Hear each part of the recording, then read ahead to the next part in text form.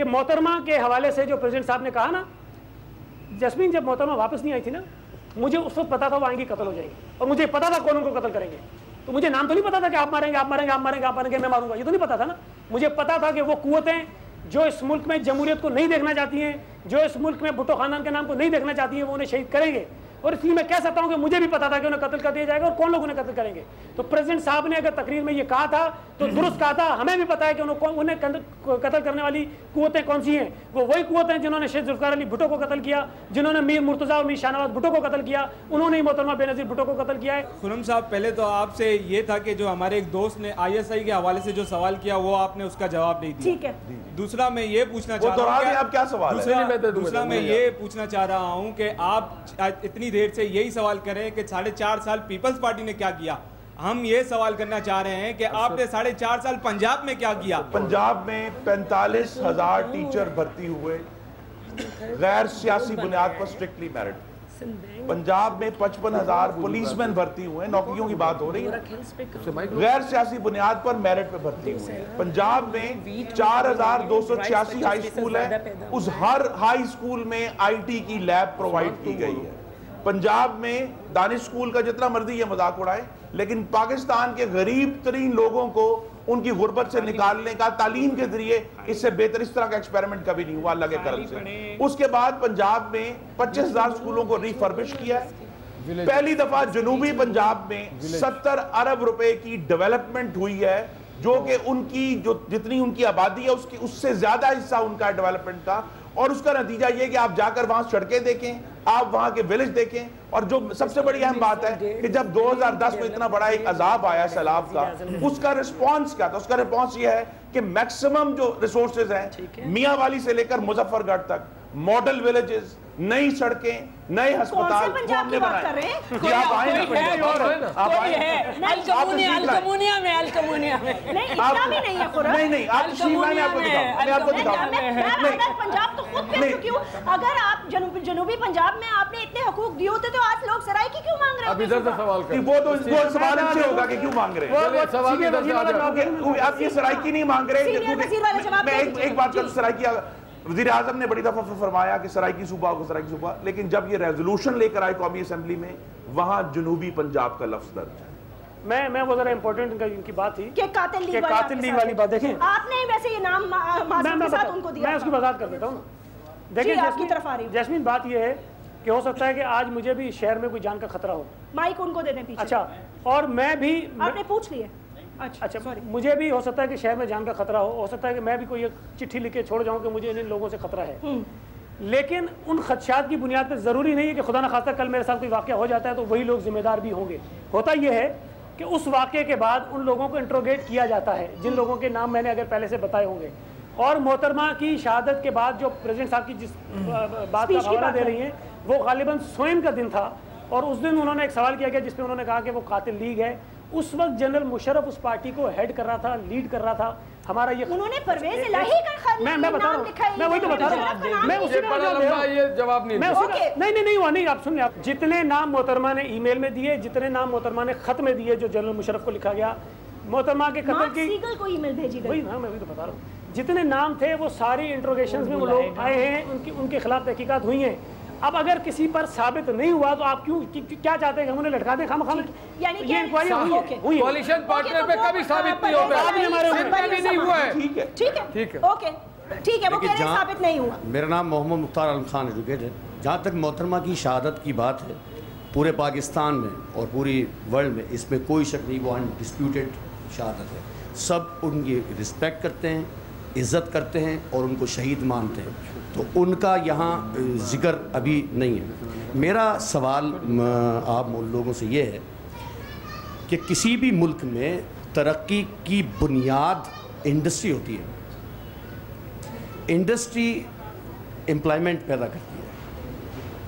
पाकिस्तान में 2 सेक्टर ऐसे हैं दुनिया में जो कि जॉब प्रोवाइड करते हैं। एक है गवर्नमेंट सेक्टर, दूसरा प्राइवेट सेक्टर। गवर्नमेंट सेक्टर की हालत 4 साल में और इससे पहले भी हमारे सामने है, उसके पास ये इस्तेताद नहीं है कि वो नौकरियों को पैदा कर सके।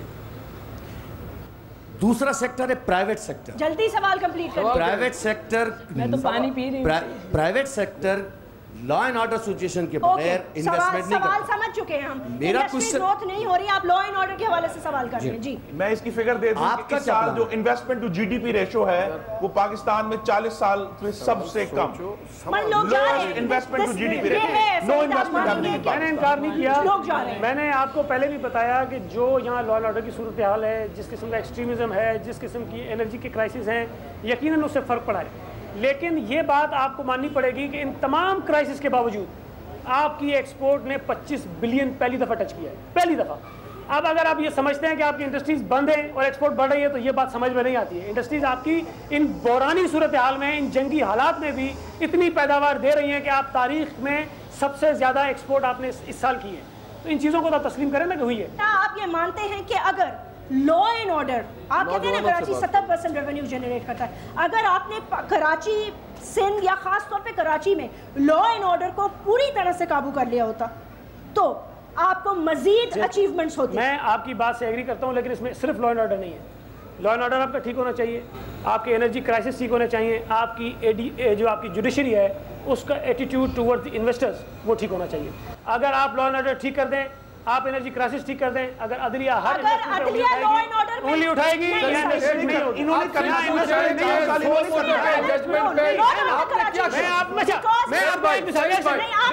कोर्ट ने कराची पे ऑब्जर्वेशन दी है, मैं आपको दे चुकी है, वो आपने उस पर क्या किया?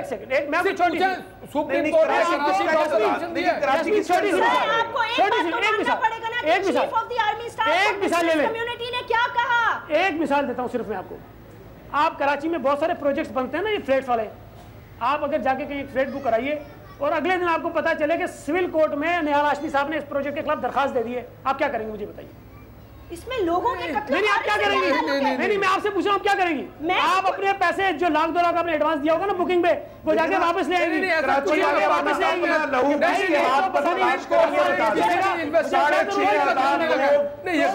अगर ऐसा माहौल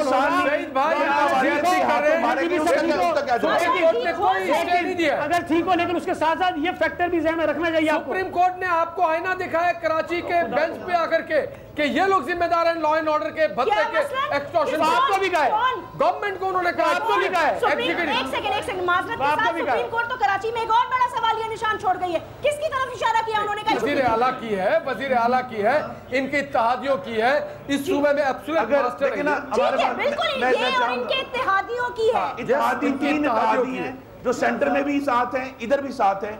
अगर ये 3 इत्तेहादी सियासी और इंतजामी बुनियाद को इकट्ठा करके नहीं दूर कर सकते इस मामले को, तो कौन करेगा? कौन करेगा इसको? जी, मेरा बहुत सिंपल सा क्वेश्चन है कि आप लोग कहते हैं कि मुस्लिम लीग नून वफाकी पार्टी है, लेकिन उस पर शुबा ये है कि ये कॉम्प्रस नुमा वफाकी पार्टी है, जिसकी मिसाल मतलब पिछले 3 सालों में आपको ना की सिंध की याद आई, ना ही आप लोगों को बलूचिस्तान का कुछ सूझा।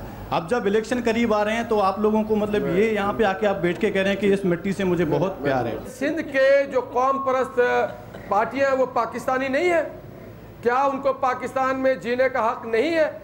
आप उनको दीवार से लगा दे। नंबर 2, सैलाब में जितना नवाज शरीफ आए सिंध के लोगों के लिए, पाकिस्तान की किसी क़यादत में, और पंजाब गवर्नमेंट ने 1300 ट्रक भेजे, 75 करोड़ रुपए। आज भी हमारे ऑफिस यहाँ पे मौजूद है, जो हमने विलेजेस बनाए वो मौजूद है और सबके रिकॉर्ड में है। तो सिंध जितना आपका भी है उतना हमारा है, तो हम सिंध में मुसलसल आते रहे और कभी भी खुदा का वास्ता है कौम परस्त, ये हम वतन परस्त हैं। हम तासुब की बात नहीं करते हैं, हम सिंधी पंजाबी की बात नहीं करते हैं, हम बलोच और पश्तून की बात नहीं करते हैं, हम महाजिर सराय, हम पाकिस्तान की बात करते हैं। अभी आपने बोला कि हमारे मुल्क की महंगाई जो बढ़ रही है पूरी दुनिया में बढ़ रही है, तो सर पूरी दुनिया में और हमारे मुल्क में ज़मीन आसमान का फ़र्क है। पूरी दुनिया में बेरोज़गारी अनाउंस दिया जाता है, वहाँ का वज़ीर आज़म जब जाता है ट्रेन में और उसके बाद टिकट ना हो तो उसको गिरफ्तार कर लिया जाता है। इस मुल्क का सदर $60 करोड़ खा गया, उसको गिरफ्तार नहीं किया जा रहा। उस मुल्क से इस मुल्क का क्या मुकाबला करा? मैं जवाब देता हूँ। देखें, पहली बात यह है कि जिन $6 करोड़ की बात कर रहे हैं, मैं दोबारा दोहरा रहा हूँ भाई, अब पढ़ लिया करें। इसी मुल्क की अदालतों ने उन केसों को झूठा साबित कर दिया है, इसी मुल्क की अदालतों ने। दूसरी बात यह, मेरा ताल्लुक एमसीबी से पता है ना, 30 करोड़ रुपए मियां नवाज शरीफ ने दिए प्रोटेक्शन के बाद, चेक नंबर बताऊं, अकाउंट नंबर बताऊं या चेक की कॉपियां लगा दूं? मुझे बताइए, मुझे एक बात बताओ, 30 करोड़ रुपए अगर मैं साबित करूं क्या करोगे आप? मुझे बताओ क्या करोगे? छोड़ोगे मुस्लिम लीग नून? मुस्लिम लीग नून छोड़ोगे? अगर मैं चेक की कॉपी दूं, अगर मैं अकाउंट स्टेटमेंट ला कर दूं, अगर मैं आपको अकाउंट स्टेटमेंट ला कर दूं, अगर मैं आपको चेक की कॉपी ला कर दूं, अगले प्रोग्राम में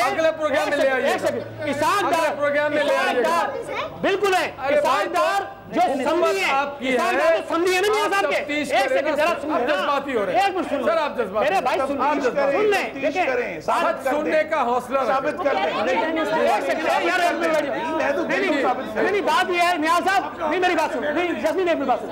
देखें बात ये, जब ये शर्म की बात करेंगे ना तो फिर गुस्सा आता है।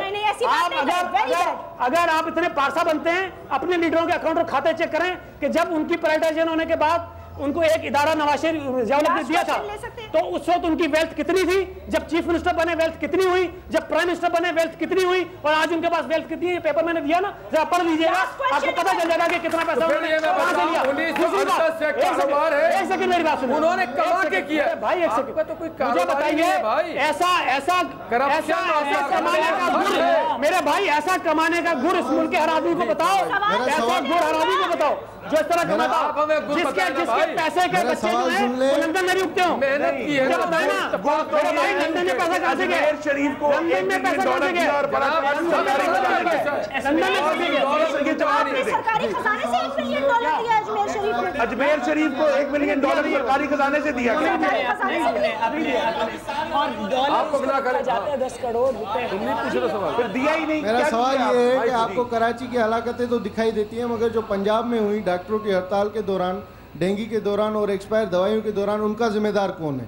पंजाब में जब इस तरह के चैलेंजेस उठते हैं तो पंजाब की हुकूमत उनके अगेंस्ट फिर काम करती हुई नजर आती है, हरकत में आती है। जिन लोगों ने खराबी की होती है उनको सजा मिलती है। हमारा कंपैरिजन ये है कि जहां उमरकोट में 6 महीने पिछले साल बारिशों के खिलाफ पानी खड़ा रहा, कोई एक्शन नहीं हुआ।